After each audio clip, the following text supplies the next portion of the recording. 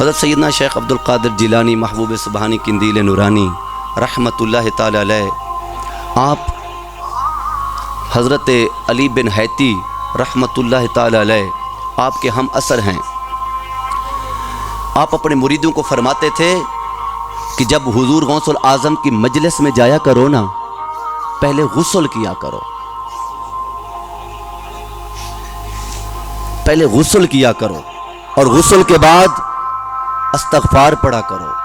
استغفار پڑھ کر جب ان کی مجلس میں بیٹھو تو ادب کے ساتھ بیٹھا کرو اور سر جھکا کر بیٹھا کرو۔ علی بن حیتی رحمت اللہ تعالی علیہ آپ کی مجلس میں بیٹھے تھے، حضور غوث الاعظم ممبر پر جلوہ گر ہیں، تو حضور غوث الاعظم نے دیکھا حضرت علی بن حیتی کو نیند آ گئی مجلس کے اندر، تو حضور غوث الاعظم نے ممبر چھوڑ دیا اور اپنے ہاتھ باندھ کر ان کے قریب کھڑے ہو گئے، سرہانے کھڑے ہو گئے۔ جب سرہانے کھڑے ہوئے، ان کی آنکھ کھلی تو حضور غوث الاعظم نے فرمایا، آپ نے میرے نبی کو دیکھا ہے نا، آپ نے میرے رسول کو دیکھا ہے نا۔ چیخیں نکل گئی علی بن حیتی کی، کہا حضور آپ کو کیسے پتا چلا ہے؟ فرمایا تو خواب میں دیکھ رہا تھا، غوث الاعظم بیداری میں دیکھ رہا تھا۔ تو خواب میں دیکھ رہا تھا، غوث الاعظم بیداری میں دیکھ رہا تھا۔ یہ شان ہے غوث الاعظم امام التقا والنقا، جلوہ شان قدرت پہ لاکھوں سلام۔ اعلیٰ حضرت نے شان بیان فرمائی ہے۔ حضور غوث الاعظم رحمت اللہ تعالی علیہ آپ کی بارگاہ میں ایک عورت تشریف لاتی ہے، اس کا بیٹا دریا میں غرق ہو گیا۔ اللہ کے ولیوں کی یہ شان ہے، اللہ کے اذن سے، اللہ کی مرضی سے وہ مردوں کو بھی زندہ فرما دیتے ہیں۔ یہ آپ کی کرامت تھی۔ ایک عورت آتی ہے، کسی نے کہا کہ تو اگر چاہتی ہے کہ میرا بیٹا واپس لوٹ آئے، میرا بیٹا آ جائے، اکلوتا بیٹا تھا، آپ کو پتہ ہے اولاد کتنی پیاری ہوتی ہے۔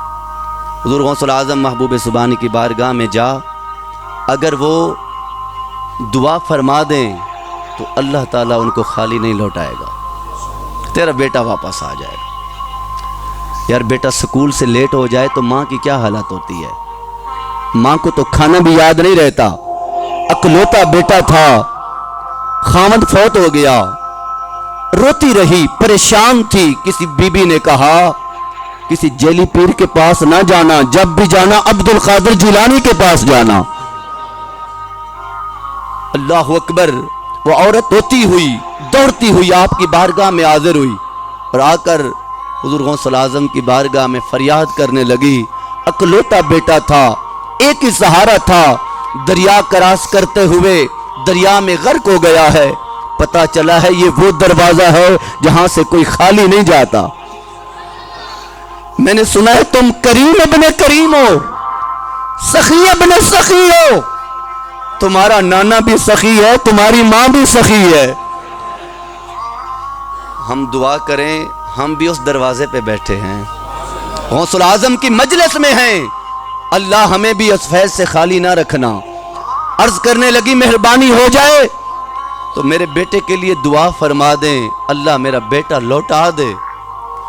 اور کوئی مجھے راہ نظر نہیں آتی۔ جب یہ کہا نا، حضور غوث الاعظم نے عورت کو روتے ہوئے دیکھا، آنکھوں سے آنسو بہہ رہے تھے۔ جب موٹے موٹے آنسو دیکھے تو ترس آ گیا، ترس آ گیا۔ فرمانے لگے بی بی ٹر جا، انشاءاللہ کل تیرا بیٹا آ جائے گا، کل تیرا بیٹا آ جائے گا۔ رات ہو گئی۔